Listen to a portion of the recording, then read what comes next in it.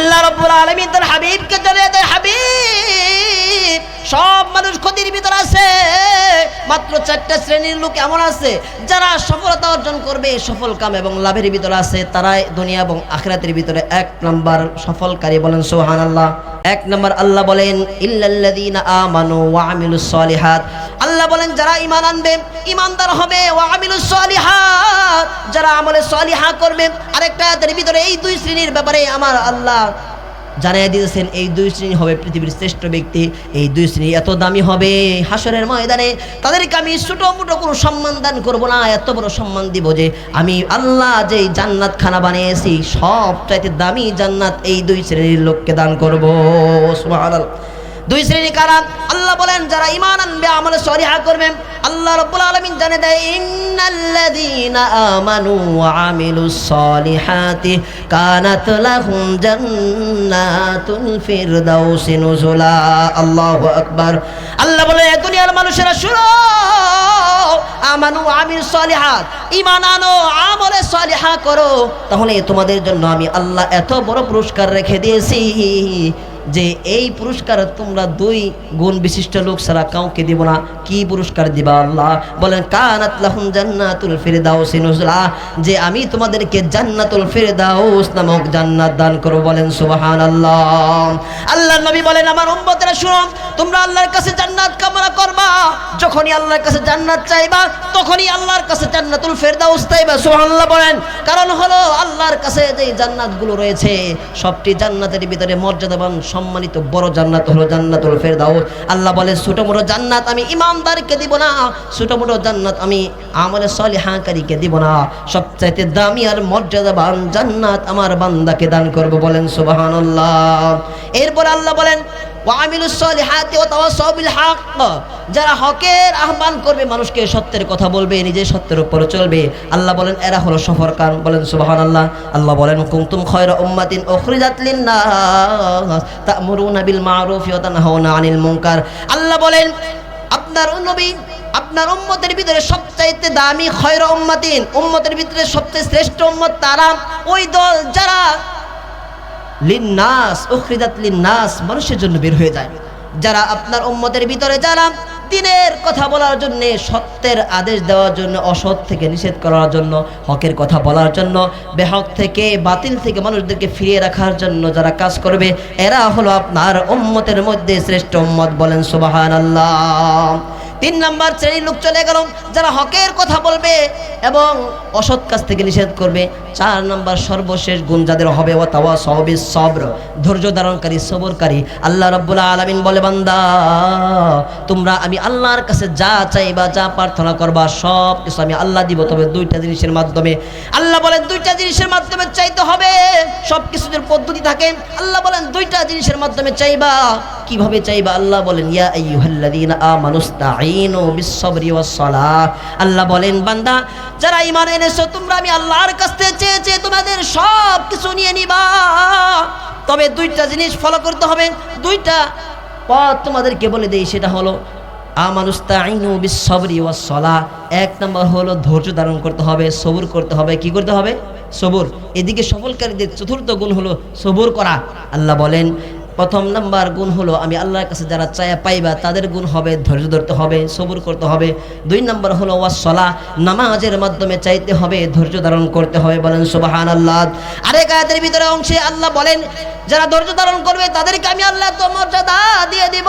ইন্নাল্লাহা মা'আস-সাবিরিন, যারা ধৈর্য ধারণকারী হবে, সবরকারী হবে, স্বয়ং আমি আল্লাহ ধৈর্য ধারণকারীদের সঙ্গী হয়ে যাব। বলেন সুবহানাল্লাহ। বলেন দেখি আমার মালিক যদি আমি আপনার সঙ্গী হয়ে যায়, আমি আপনার সাথী হয়ে যায়, আমি আপনার সহযোগী হয়ে যায়, আমি আপনার সাহায্যকারী হয়ে যায়, আমাদের কোনো চিন্তা আছে? আমার কোনো চিন্তা নাই, আপনার কোনো চিন্তা নাই। এই কারণে ধৈর্য ধারণ করতে হবে, সবর করতে হবে, আমার আল্লাহ স্বয়ং আমাদের সঙ্গী হয়ে যাবে। বলেন সুবহানাল্লাহ। সকলে দিয়ে ইব্রাহিম পড়ি।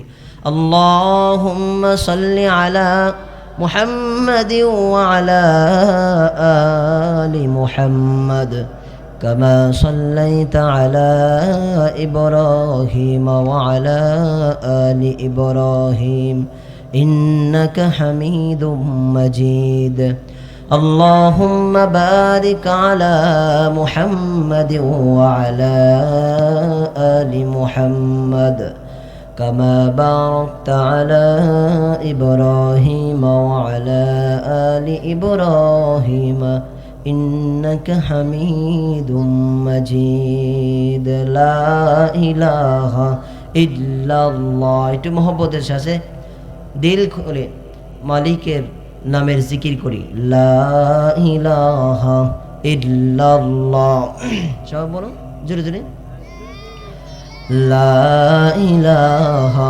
ইল্লাল্লাহ লা ইলাহা ইল্লাল্লাহ লা ইলাহা ইল্লাল্লাহ লা ইলাহা ইল্লাল্লাহ লা ইলাহা ইল্লাল্লাহ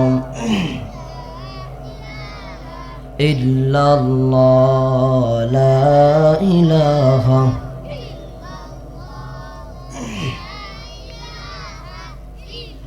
ধরা দিয়েও দাও না ধরা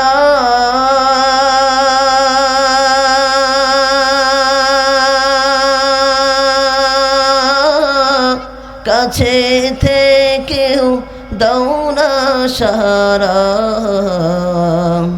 ধরা দিয়েও দাও না ধরা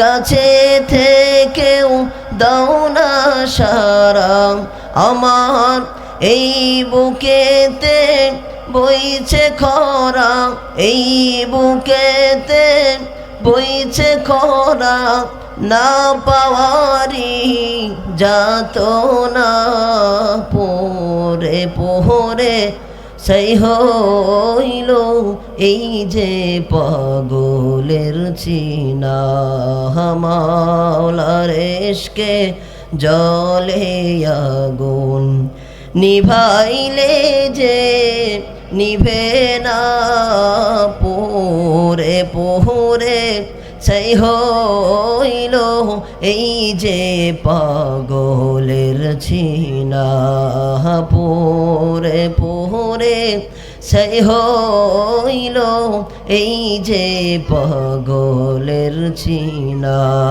সকল বলি মারহাবা আলহামদুলিল্লাহ পংবাজুরা পূর্বপাড়া ইসলামিয়া নুরানি হাফিজিয়া মাদ্রাসার উদ্যোগে আয়োজিত আজকে জালিস রহমান বেহেস্তের বাগানে সভাপতি সাহেব আমার অত্যন্ত শ্রদ্ধাভাজন ব্যক্তিত্ব শ্রেতাজ হজরত হাফেজ মাওলানা নুরুল ইসলাম সাহেব দামাত বরকাতুহুল আলিয়া মঞ্চে উপবিষ্ট আছেন হজরত ওলামা ইকরাম সামনে উপবিষ্ট আছেন ইসলাম প্রিয় দিন প্রিয় মুরব্বী বাবাজিরা সমবয়স্ক বন্ধুরা কচিকাচা মাসুম বাচ্চারা পর্দার আড়ালে আমার দিনদার সতী সাধবী দিনদার মা বোনেরা রব্বে করিমের দরবারে লাখ কোটি শুকর ও সুজুদের হাদিয়া পেশ করছি যে মহান রব্বুল ইজ্জাত আমাদেরকে সকল প্রকার গুনাহের কাছ থেকে গুনাহের মজলিস থেকে হেফাজত করে কুদরতিভাবে রব্বে করিম আমাদেরকে জালিস রহমান বেহেস্তের বাগানে আল্লাহ তাআলা আসার বসার তৌফিক দান করেছেন এই জন্য সকলে দিল থেকে শুকর আদায় করি পড়ি আলহামদুলিল্লাহ আর একটু জোরে পড়ি আলহামদুলিল্লাহ মাশাআল্লাহ অল্প কয়েকজন লোক কিন্তু সাউন অনেক বেশি আল্লাহ সব ভাইকে কবুল করুন বলেন আমিন মাশাআল্লাহ খুব ভালো লাগতেছে যাই আমার মুসল্লিগুলা আমার মুআফিক আছে আর কি খুব খুশি হইলাম আল্লাহ তাআলা এদেরকে যেন দিনের জন্য কবুল করেন এবং হক্কানি হাফেজ আলেম হিসাবে কবুল করেন আবার পড়েন আমিন সম্মানিত উপস্থিতি কথা বলবেন ইনশাআল্লাহ অল্প সময়ের মধ্যে সংক্ষিপ্তভাবে কিছু আলোচনা করার চেষ্টা করব ইনশাআল্লাহ আমি যে বিষয় আলোচনা করার ইচ্ছা পোষণ করেছি কোরআনুল কারীমের ভিতরে ছোট্ট একটি সূরা আছে সূরার নাম সূরাতুল আসর সম্ভবত এখানে যারা আছে সবাই এই সূরাটা পারে একেবারে ছোট্ট একটা সূরা চেষ্টা করব আমার যতটুকু সম্ভব এর উপরে কিছু আলোচনা করতে এর তাফসীর করার চেষ্টা করব ইনশাআল্লাহ তো আমরা সর্বপ্রথম আমরা এই সূরার শানে নুজুলটা জানব, কিভাবে কোন প্রেক্ষাপটে কোন সময় আল্লাহর নবীর কাছে আল্লাহ তাআলা এই সূরাটাকে নাজিল করলেন। এর শানে নুজুল হলো আল্লাহ রাব্বুল আলামিন তার হাবিবকে দুনিয়াতে পাঠিয়েছেন রবিউল আউয়াল মাসের 12 তারিখে। এটা নিয়ে অনেক মতবাদ রয়েছে, এই দিকে আর আলোচনা নয়। তো যাই হোক, আল্লাহ রাব্বুল আলামিন তার হাবিবকে দুনিয়াতে পাঠিয়েছেন। হাবিবকে দুনিয়াতে পাঠানোর আগেও অনেক অলৌকিক ঘটনা এবং আল্লাহ রাব্বুল আলামিন কিছু আশ্চর্যজনক ঘটনা দেখিয়েছেন, যেটা পৃথিবীর ইতিহাসে আর কোনো নবী, রাসূল, সাহাবী এবং ওলিয়া উলিয়াদের ক্ষেত্রে হয়নি। এবং জন্মের সময়ও জন্মের পরেও, সময় থাকলে প্রতিটাই বলতাম জন্মের আগে কি অলৌকিক ঘটনা ঘটলো, জন্মের পরে কি হইল, জন্মের সময় কি হয়েছিল, এদিকে যাব না। তো আল্লাহ রাব্বুল আলামিন তার হাবিবকে দুনিয়াতে পাঠিয়ে 40 বছর অতিবাহিত হয়ে গেল। এই 40 বছরের ভিতরে নবী আলাইহিস সালাতু ওয়াস সালামের এমন কিছু অলৌকিক ঘটনা ঘটেছে যা দুনিয়ার মানুষ দেখে এবং সেটাকে বোঝে সবাই আশ্চর্য হয়ে গেছে। একজন মানুষের এত আজীব আজীব ঘটনা ঘটতে পারে, এটা কি মানুষ নাকি? মানুষ, তবে এটা মহান মানুষ, পৃথিবীর সাধারণ কোনো মানুষ নয়। নবীজির সারাটা জীবনেই ছিল মজেদা, অলৌকিক অলৌকিক ঘটনা তার সারা জীবনেই কিছু না কিছু ছিল। তো এইভাবেই নবী আরবি সাল্লাল্লাহু আলাইহি সাল্লামের জীবনে সবচাইতে অলৌকিক ঘটনা অন্যতম হলো আল্লাহ রাব্বুল আলামিন যে তাকে এমন একটা চরিত্র দান করেছিলেন, এমন একটা আখলাক দান করেছিলেন, এটাই হলো সবচাইতে বড় আশ্চর্যজনক অলৌকিক ঘটনা। বলেন সুবহানাল্লাহ। পৃথিবীর ইতিহাসে এমন কোনো নবীও নাই, রসুলও নাই, সাহাবীও নাই, ওলিও নাই যাদের জীবনের আদর্শ, আখলাক, চরিত্র এত উত্তম, এত সুন্দর, কথাবার্তা, চাল চলন, আচার আচরণ, খাবার দাবার, ফ্যামিলির সাথে সময় দেওয়া, ব্যবসা বাণিজ্য ইত্যাদি ইত্যাদি সব কাজে আমার আপনার নবীর এত সুন্দর আদর্শ ছিল যা পৃথিবীর আর কোনো মানুষের ছিল না। হবে না কেন? আমার আল্লাহ তো এটা ঘোষণাই করে দিয়েছেন। বলেন সুবহানাল্লাহ। আল্লাহ বলেন ওয়া ইন্নাকা লাআলা খুলুকিন আযীম। আল্লাহু আকবার বলেন। আমার আল্লাহ রাব্বুল আলামিন তার হাবিবকে দুনিয়ার বুকে পাঠানোর পরে দুনিয়ার মানুষদেরকে ডাকে জানিয়ে দিয়েছেন, দুনিয়ার মানুষেরা রে, এমন একজন মানুষ তোমাদের মাঝে পাঠাইলাম, এমন একজন বন্ধু দুনিয়াতে পাঠাইলাম, এই মানুষটার চরিত্র সম্পর্কে আমি সনদ দিয়ে জানিয়ে দিলাম। ওয়া ইন্নাকা লাআলা খুলুকিন আযীম। আল্লাহু আকবার। আল্লাহ বলেন আমি আমার হাবিব মুহাম্মদুর রাসূলুল্লাহ এত ভালোবাসি এই কারণে এত সুন্দর করে, এত সুন্দর চমৎকার আদর্শ দিয়ে, আখলাক দিয়ে, চরিত্র দিয়ে আমি পাঠাইছি। এর ঘোষণা আমি দিলাম খুলুকিন আযীম। খুলুকিন আযীম মানে হলো, সংক্ষিপ্তভাবে বলে দেই, যে সবচাইতে উত্তম আখলাক আর চরিত্র যারা, তাকেই বলা হয় খুলুক আযীম। সুবহানাল্লাহ। আযীম মানে যত চরিত্র আখলাক আছে পৃথিবীর মানুষের কাছে সবচাইতে উত্তম চরিত্র যার, ওটাকেই বলে খুলুক আযীম। সুবহানাল্লাহ। নবী আরবি সাল্লাল্লাহু আলাইহি ওয়াসাল্লামের সারাটা জীবন ছিল উত্তম আদর্শের একটা জীবন। মানুষগুলো আশ্চর্য হয়ে গেছে, এত সুন্দর আদর্শ চরিত্র একজন মানুষের কেমনে হয়। যখন নবী আরবি সাল্লাল্লাহু আলাইহি ওয়াসাল্লামের এই চরিত্র, তার আদব, আখলাক, তার সততা, বিশ্বস্ততা আরবের মানুষের কানে কানে পৌঁছায় গেল, প্রতিটা মানুষের কর্ণকুহরে তার এই আওয়াজ চলে গেছে, নবী মুহাম্মদ, তার আদর্শ এত সুন্দর, তার আখলাক এত সুন্দর। মানুষ নবীজিকে এত ভালোবাসতে শুরু করলেন, এত সম্মান মানুষগুলো করতে শুরু করলেন, মুহাম্মাদের প্রশংসায় পুরা আরবটা একেবারে মুখরিত হয়ে গেল। সুবহানাল্লাহ পড়েন। পুরা আরব ভূখণ্ডটা মুহাম্মদ আরবির প্রশংসায় একেবারে ছড়িয়ে ছিটে পড়ল। এত প্রশংসা শুরু হয়ে গেল, পুরা আরবের ভিতরে মুহাম্মাদের নাম এমন পরিমাণে মানুষের মুখে মুখে শুরু হয়ে গেল যে মনে হয় পৃথিবীতে এমন মানুষের আবির্ভাব আর জীবনে কোনোদিন হয় না, আর কিয়ামত পর্যন্ত হবে না। সুবহানাল্লাহ। এত মানুষের মুখে মুখে নবীর কথা, এত সুন্দর চরিত্রবান, এত সুন্দর তার ব্যবহার, এত সুন্দর তার কথাবার্তা, এত সুন্দর তার মাধুর্যতা, এটা অতুলনীয়। সবাই নবীকে ভালোবাসতে শুরু করলেন। এখন যখন নবীর বয়সটা 40 হয়ে গেল, আল্লাহ রাব্বুল আলামিনের পক্ষ থেকে নবীকে নবুয়ত দান করলেন। প্রথমবার আল্লাহ তাআলা ওহী নাজিল করলেন। দ্বিতীয়বার আল্লাহ রাব্বুল আলামিন যখন নবীজিকে ওহী নাজিল করলেন, জিবরাইলের মাধ্যমে নবীর কাছে পাঠালেন, যাও জিবরাইল, তুমি আমার মুহাম্মদ আমার নবীর কাছে গিয়ে ওহী নিয়ে যাও। আল্লাহ রাব্বুল আলামিন সূরা মুদ্দাসসিরের শুরুর কয়েকটা আয়াত পেশ করলেন, ইয়া আইয়ুহাল মুদ্দাসসির قم فأنذر وربك فكبر وثيابك فطهر।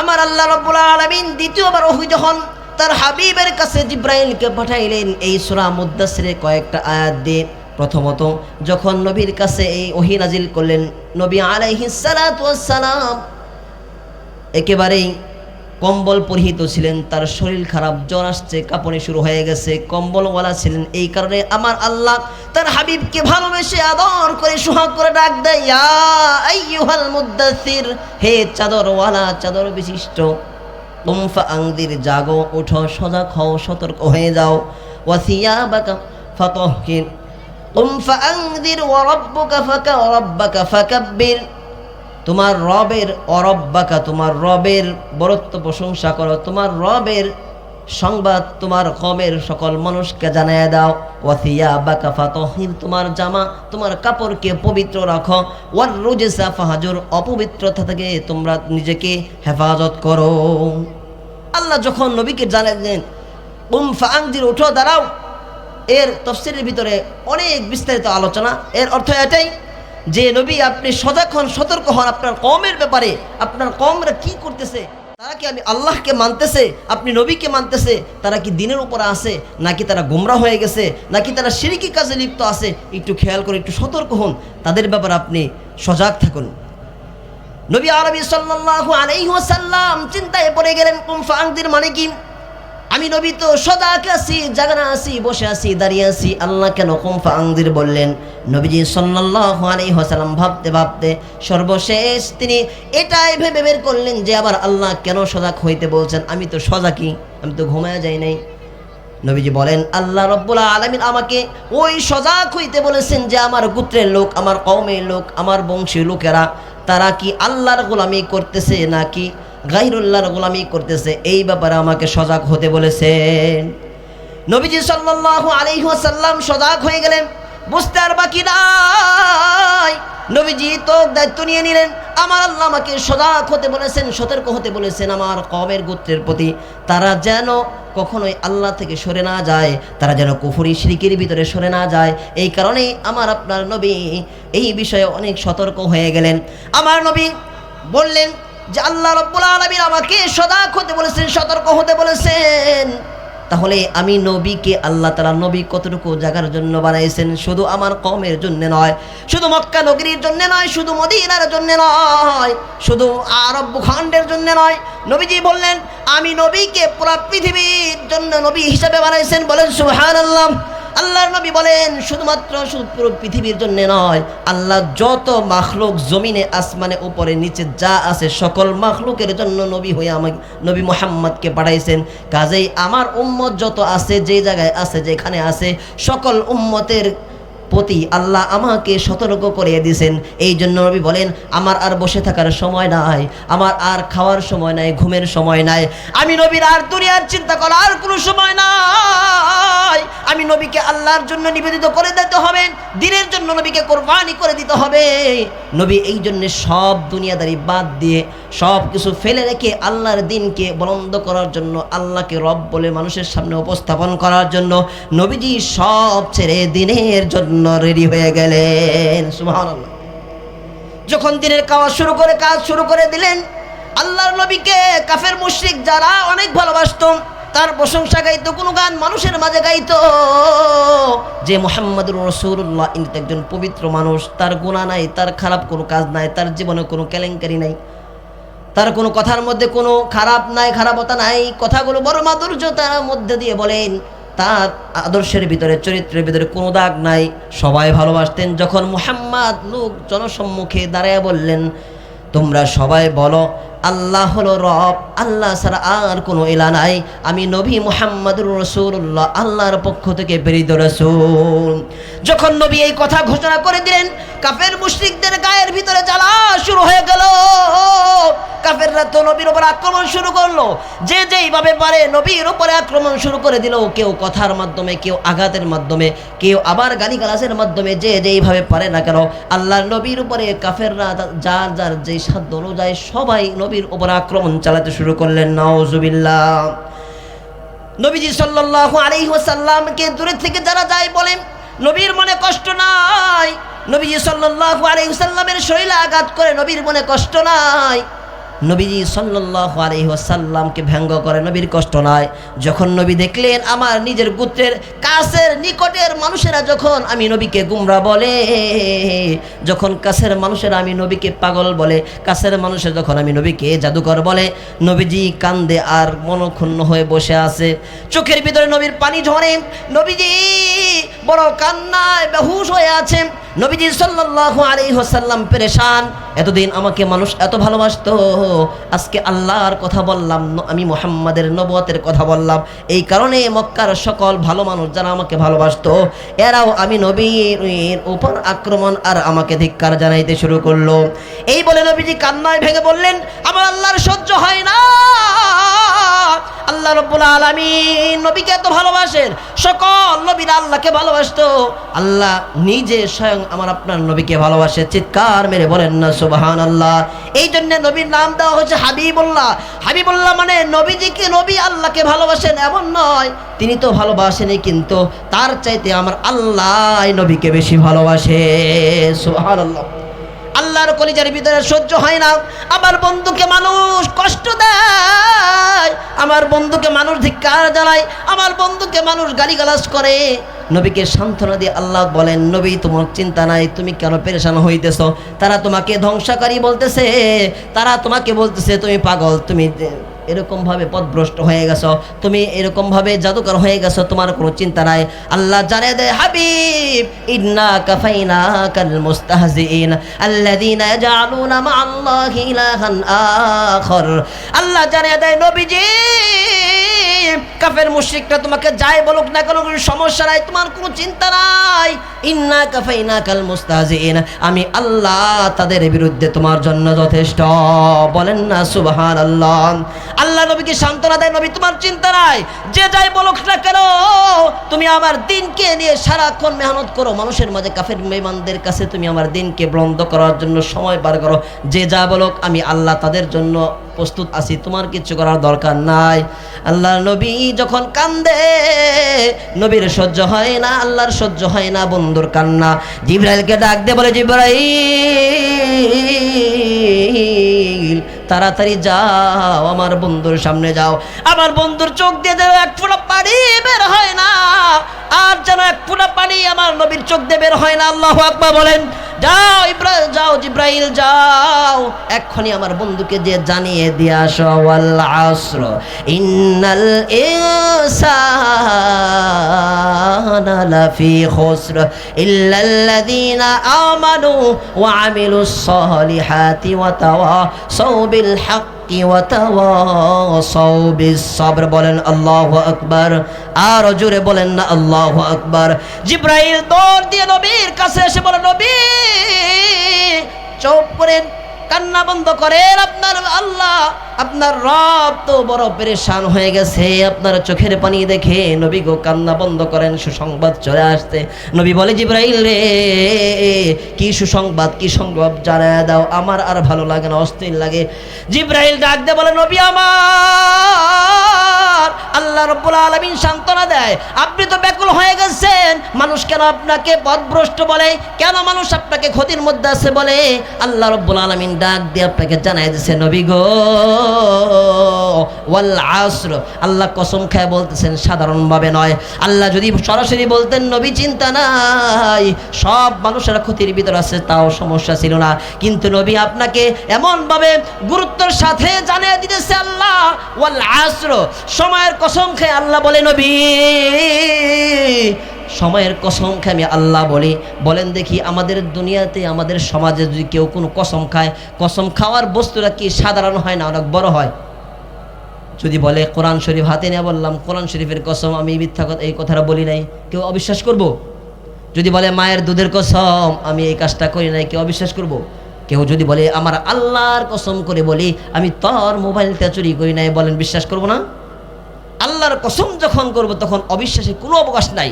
এই কারণে আল্লাহ দুনিয়ার যত কিছু আছে, আসমান জমিন পাহাড় পর্বত সব কিছুর চাইতে আমার মালিকের কাছে সময়ের দাম বেশি। এই কারণে মালিক তার হাবিবকে সময়ের কসম খায় জানিয়ে দিচ্ছে, হাবিব আমি সময়ের কসম খায় আপনাকে বলি দুনিয়ার সব মানুষ হইলেও ক্ষতির ভিতরে আছে।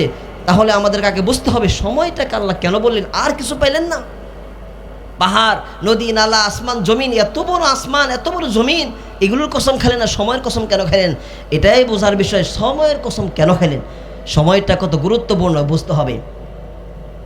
আল্লাহ রাব্বুল আলামিন এই কসম খেয়ে দুনিয়ার মানুষদেরকে জানাই দিছে যে এই সময়টা অনেক মূল্যবান। এই কারণে ইমাম শাফি রহমতুল্লাহি আলাইহি বলেন সূরা আসর এটা এত তথ্যবহুল এবং গুরুত্বপূর্ণ মর্যাদাশীল একটা সূরা। আল্লাহ যদি 30 পারা কোরআনে সূরা আসর ব্যতীত আর কোনো সূরা কোনো আয়াত নাজিল না করতেন, তাহলে এই সূরা আসরটাই শুধু পুরা মানব জাতি পুরা পৃথিবীবাসীর জন্য যথেষ্ট হইতে। চিৎকার মেরে বলেন সুবহানাল্লাহ। সময়ের কসম আল্লাহ খাইছেন। সময়টা কি? সময়ের এত দাম আল্লাহ তাআলা দিয়েছেন। একজন মানুষ যদি তার জীবনটা, যার জীবনে 60 বছর জীবন, সময়ের তাফসীর করলেও 2 ঘন্টা যাবো। এর জন্য সময়ের তাফসীর আর বিস্তারিত নয়, 2-1টা উদাহরণ দিব। সারাটা জীবন এটা একটা হায়াত, আমরা বলি না হায়াতে জিন্দিগি। জিন্দিগি মানে কি? সময়। হায়াতের সময়টা 60 বছর 70 বছর আল্লাহ তাআলা এই সময়টা দিলেন, এটা একটা গুরুত্বপূর্ণ বিষয়। ছোট্ট একটা মেসেজ। এটা হলো পরীক্ষার হল। 60 বছর সময় দিয়ে আমাদেরকে পরীক্ষার প্রস্তুতি নিতে দিয়েছেন।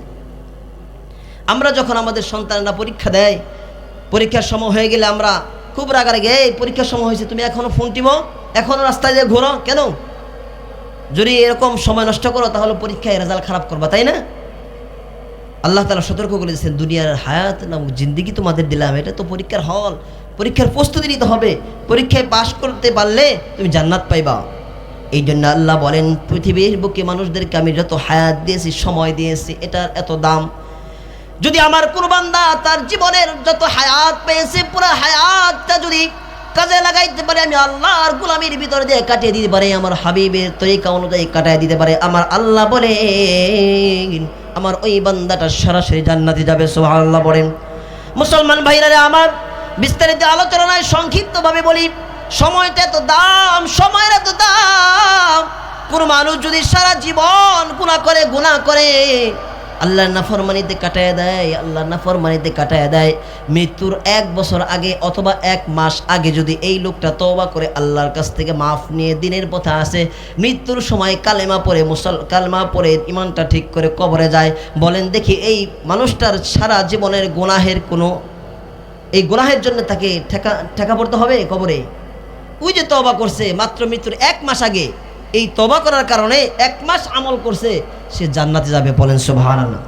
আর কোন মানুষ সারা জিন্দেগি ভর গুনাহ করছে কিন্তু মৃত্যুর 1 দিন আগে এমন এক শিরকি কথা বলছে, ঈমান নাই, মৃত্যুবরণ করছে ঈমান হারা অবস্থায় বেঈমান হয়ে, বলেন এই লোকটার জায়গা কোথায়?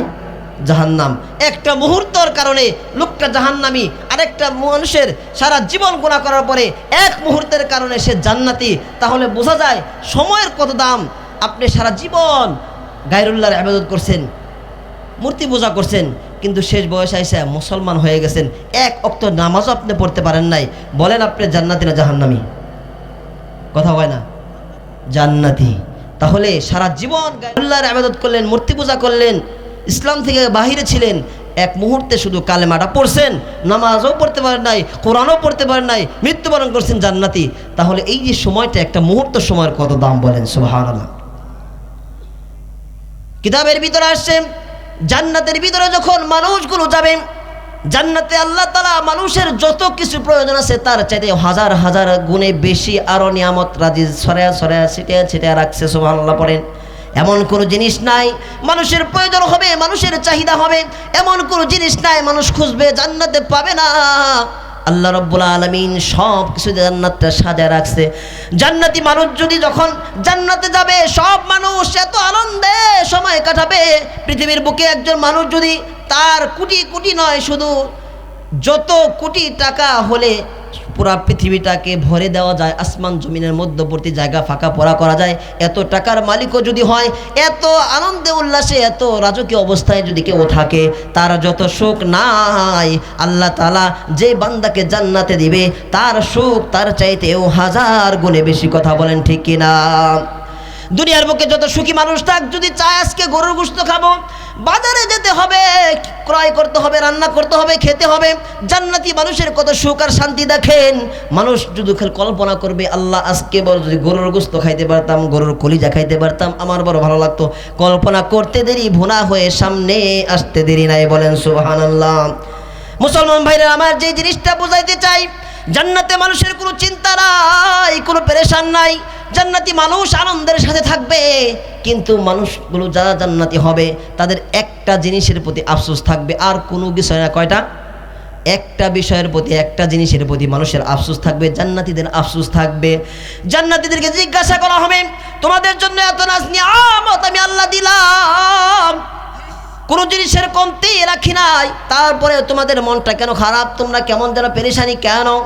ডাক দিয়ে বলবে, আল্লাহ সবই তো দিছেন, সব মর্যাদা আমাদেরকে দিছেন, কোনো জিনিসের অভাব নাই, কিন্তু বড় আফসোস হয়, বড় মায়া লাগে সেই সময়টার জন্যে, দুনিয়ার বুকে যেই সময়টা আপনি রবের গোলামি সারা কাটায় দিছি।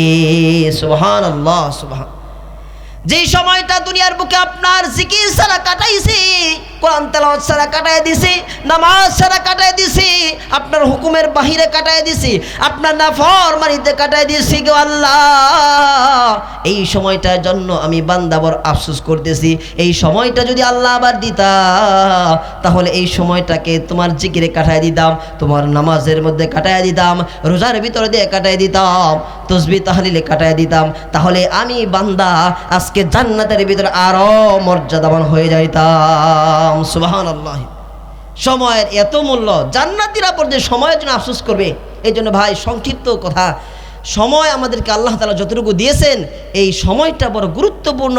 এই সময়টা আল্লাহ এমনি এমনি দেয় নাই। এই জন্য নবীজি বলেন, নি'মাতানে মাকবুলুন ফীহিমা কাসীরুম মিনহুমা, যে দুইটা জিনিস মানুষ সবচেয়ে বেশি অবহেলা করে, গুরুত্ব দেয় না দুইটা জিনিস, সেটা হলো as-সিহহাতু ওয়াল ফারাগ, যে সুস্থতা এবং অবসর সময়। মানুষ সুস্থ থাকলে দুনিয়ার এরকম চাকচিক্য নিয়ে পড়ে থাকে, দুনিয়ার ভিতরে বিভোর থাকে, দুনিয়ার কাজ কাম টাকা পয়সা উপার্জনের ক্ষেত্রে খাটিয়ে দেয়। অসুস্থ হলেই আল্লাহ আল্লাহ আমার একটু সুস্থ করে দাও আল্লাহ। কথা বলেন ঠিক কিনা? অসুস্থ হইলেই মালিককে স্মরণ হয়, অসুস্থ হইলে স্মরণ হয় না। 2 নম্বর হলো অবসর সময়। অবসর বসে, গত কয়েকদিন আগেও মাহফিল থেকে যাওয়ার সময় কেদারপুর জিজ্ঞাসা করলাম, চা হোস্টেলে এত রাত 12টার সময় টিভি চলে, ভাই কি এত রাত? হুজুর সময় কাটে না, কি করুন টিভি। আল্লাহ তোমার সময় দিয়ে মনে ভুলই করলো। তোমার মতো একজন নাফরমানকে সময় দিছে, তোমার সময় কাটে না। আল্লাহর একজন প্রিয় বান্দাকে সময় দিছে, সারা রাত ইবাদতে কাটায় দেয়, সারা রাত আল্লাহর জিকিরে কাটায় দেয়, সারা রাত কোরআন তেলাওয়াতে কাটায় দেয়, সারা রাত নামাজের মাধ্যমে কাটায় দেয়। সে সময় পায় না, আর তোমার সময় বেশি হয়ে যায়, তুমি সময় ফুরানোর জায়গা পাও না। নাউজুবিল্লাহ। মুসলমান ভাইরা আমার, এই জন্য সময়ে গুরুত্ব দিতে হবে ভাই। সংক্ষিপ্ত আলোচনা। আল্লাহ বলেন, সময়ের কসম খেয়ে নবীজিকে জানিয়ে দেয়, এ আমার হাবিব, আমার নবী, চিন্তা নাই, সময়ের কসম খেয়ে বললাম, ওয়াল আসর ইন্নাল ইনসানা লাফি খুসর, দুনিয়ার ভিতরে যত মানুষ আছে, যত মানুষ, সব মানুষ ক্ষতিগ্রস্ত, তবে ইল্লাল্লাযীনা আমানু ওয়া আমিলুস সালিহাতি ওয়া তাওয়াসাউ বিল হক ওয়া তাওয়াসাউ বিস সবর। আল্লাহ রাব্বুল আলামিন তার হাবিবকে জানিয়ে দেয়, হাবিব, সব মানুষ ক্ষতির ভিতরে আছে, মাত্র 4টা শ্রেণীর লোক এমন আছে যারা সফলতা অর্জন করবে, সফল কাম এবং লাভের ভিতরে আছে, তারাই দুনিয়া এবং আখিরাতের ভিতরে 1 নাম্বার সফলকারী। বলেন সুবহানাল্লাহ। 4টা শ্রেণী একটু জানার আমাদের আগ্রহ আছে, জানবো ইনশাআল্লাহ। 1 নাম্বার আল্লাহ বলেন, ইল্লাল্লাযীনা আমানু ওয়া আমিলুস সালিহাত, আল্লাহ বলেন যারা ঈমান আনবে, ঈমানদার হবে, ওয়া আমিলুস সালিহাত, যারা আমলে সালিহা করবে। আরেকটা আয়াতের ভিতরে এই 2 শ্রেণীর ব্যাপারে আমার আল্লাহ জানিয়ে দিয়েছেন এই দুই শ্রেণী হবে পৃথিবীর শ্রেষ্ঠ ব্যক্তি, এই দুই শ্রেণী এত দামি হবে হাসরের ময়দানে তাদেরকে আমি ছোটো মোটো কোনো সম্মান দান করবো না, এত বড় সম্মান দিব যে আমি আল্লাহ যেই জান্নাত খানা বানিয়েছি সবচাইতে দামি জান্নাত এই দুই শ্রেণীর লোককে দান করবো। সুবহানাল্লাহ। দুই শ্রেণী কারা? আল্লাহ বলেন যারা ঈমান আনবে আমলে সলিহা করবে। আল্লাহ রাব্বুল আলামিন জানে দেয় ইন্নাল্লাযীনা আমানু ওয়া আমিলুস সলিহাতি কানাত লাহুম জান্নাতুল ফিরদাউসি নুজুলা। আল্লাহু আকবার। আল্লাহ বলে দুনিয়ার মানুষেরা শুনো, আমানু আমিল সলিহাত, ঈমান আনো আমলে সলিহা করো, তাহলে তোমাদের জন্য আমি আল্লাহ এত বড় পুরস্কার রেখে দিয়েছি যে এই পুরস্কার তোমরা দুই গুণ বিশিষ্ট লোক ছাড়া কাউকে দিব না।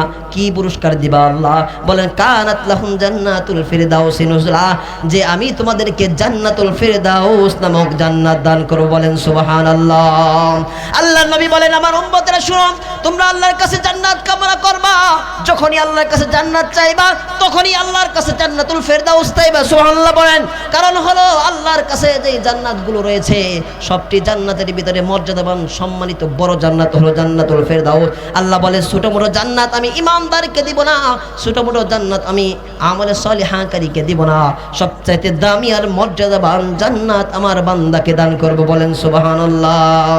এরপর আল্লাহ বলেন ওয়া আমিলুস সলিহাতি ওয়া তাওয়াসাউ বিল হক, যারা হকের আহ্বান করবে, মানুষকে সত্যের কথা বলবে, নিজে সত্যের উপর চলবে, আল্লাহ বলেন এরা হলো সফরকার। বলেন সুবহানাল্লাহ।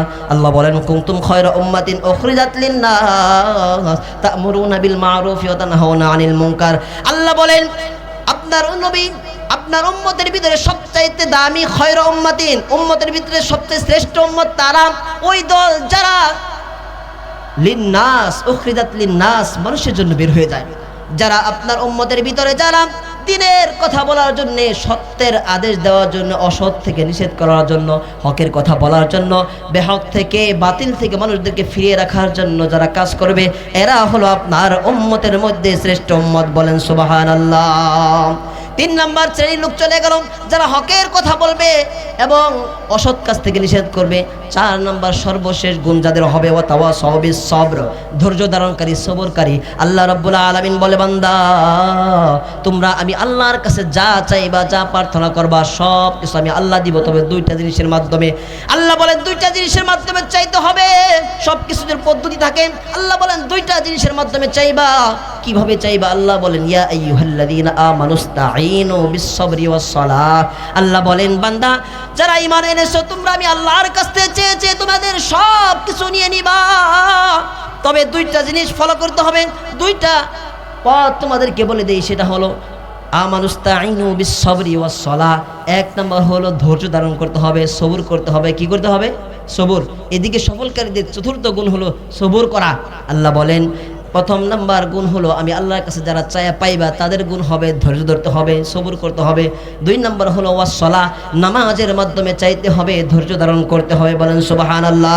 আরেক আয়াতের ভিতরে অংশে আল্লাহ বলেন যারা ধৈর্য ধারণ করবে তাদেরকে আমি আল্লাহ তো মর্যাদা দিয়ে দিব। ইন্নাল্লাহা মা'আস-সাবিরিন, যারা ধৈর্য ধারণকারী হবে, সবরকারী হবে, স্বয়ং আমি আল্লাহ ধৈর্য ধারণকারীদের সঙ্গী হয়ে যাব। বলেন সুবহানাল্লাহ। বলেন দেখি আমার মালিক যদি আমি আপনার সঙ্গী হয়ে যায়, আমি আপনার সাথী হয়ে যায়, আমি আপনার সহযোগী হয়ে যায়, আমি আপনার সাহায্যকারী হয়ে যায়, আমাদের কোনো চিন্তা আছে?